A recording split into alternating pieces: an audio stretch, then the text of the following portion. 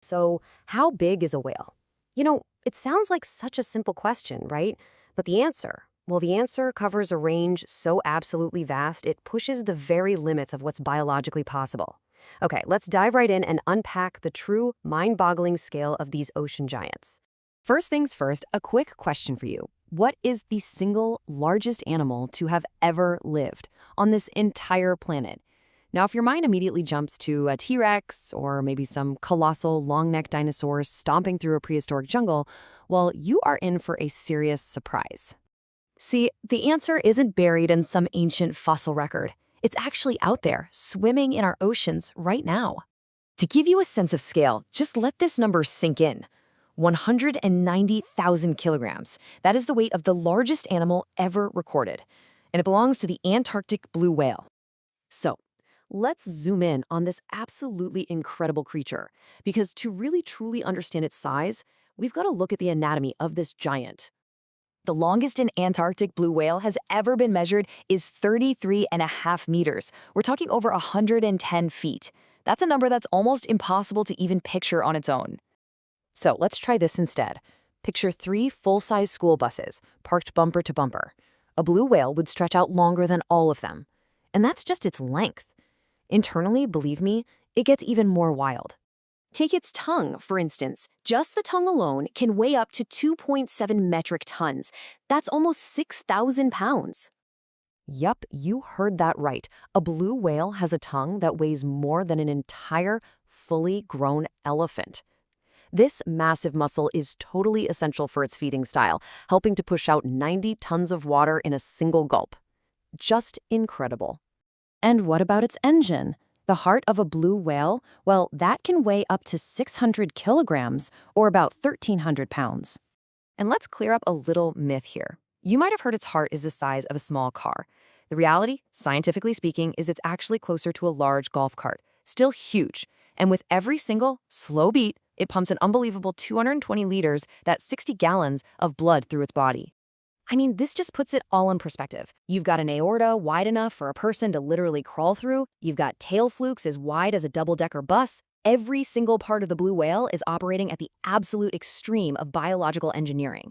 But the blue whale is just one end of the spectrum. The entire whale family, and that includes everything from dolphins to porpoises, got to their modern sizes by following 2 very, very different paths. It created a family that's basically divided between giants and hunters. So the fundamental split comes down to this. You've got the Mysticeti, which are the baleen whales, and the Odontoceti, the toothed whales. The Mysticeti got enormous by filter feeding on tiny krill, a strategy that's only really efficient if you're massive. The Odontoceti, on the other hand, evolved as these super precise hunters, using echolocation to track down individual prey. And you can see the results of those 2 strategies right here. The size range is just staggering. On one end, you have the baleen-equipped blue whale clocking in at 150,000 kilograms.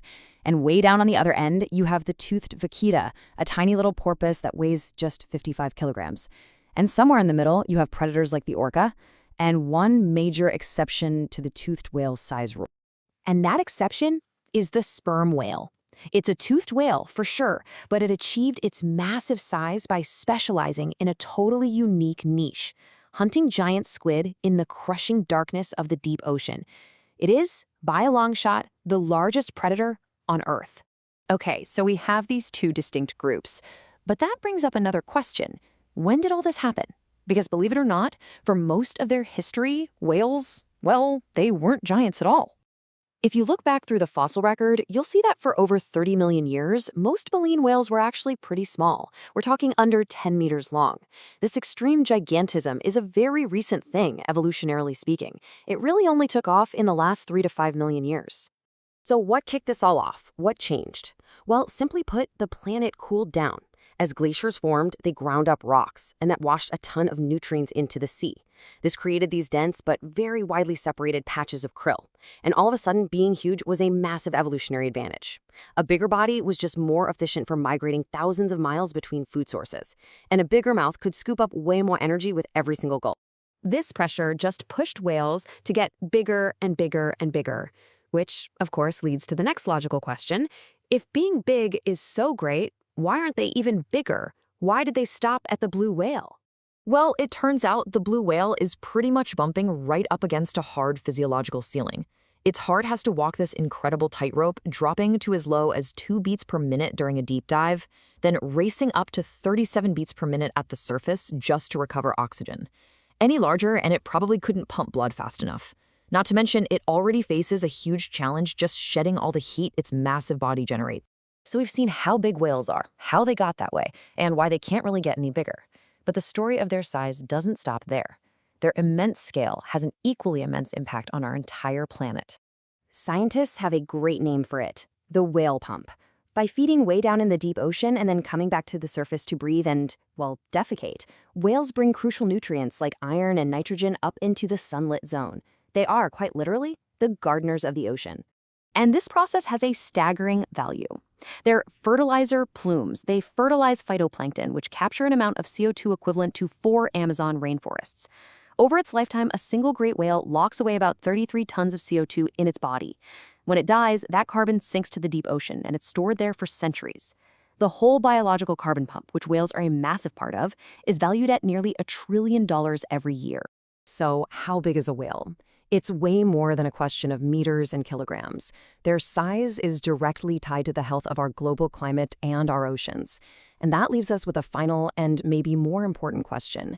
Knowing their immense value, how big of a role will we, as stewards of this planet, let them play in our shared future?